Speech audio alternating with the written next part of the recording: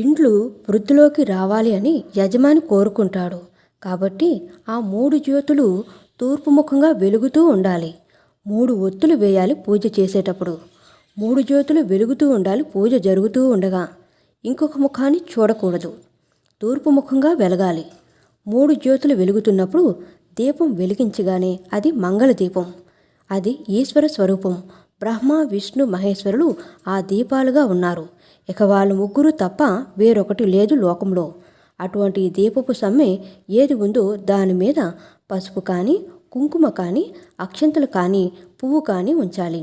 ఎందుచేత అంటే అది మంగళదీపం. మంగళదీపం ఉంటుంది, అమంగళ దీపం అని ఒకటి ఉంటుంది. నేను దాని గురించి ప్రత్యేకంగా చెప్పక్కర్లేదు. ఎవరైనా వెళ్ళిపోయారు అనుకోండి, పార్థ శరీరం ఒకటే ఉండకూడదు.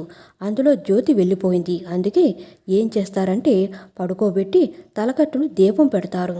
దానికి మట్టి మీద పసుపు కుంకుమాలు వేయరు. అది అమంగళ దీపం. మంగళదీపం అంటే దీపం వెలిగించగానే కాసిన పువ్వులు వేయాలి, లేదా పసుపు వేయాలి, లేదా కుంకుమ వేయాలి. లేదు అంటే కాసిన అక్షింతలైనా వేసి నమస్కారం చేయాలి. అండి, వెల్కమ్ టు రాజ్యం వ్లాగ్స్. ఎలా ఉన్నారంతా? మా వీడియోస్ కనుక మీకు నచ్చినట్లయితే లైక్ చేయండి, షేర్ చేయండి, సబ్స్క్రైబ్ చేయడం మర్చిపోకండి. Watch the full video. Thank you so much.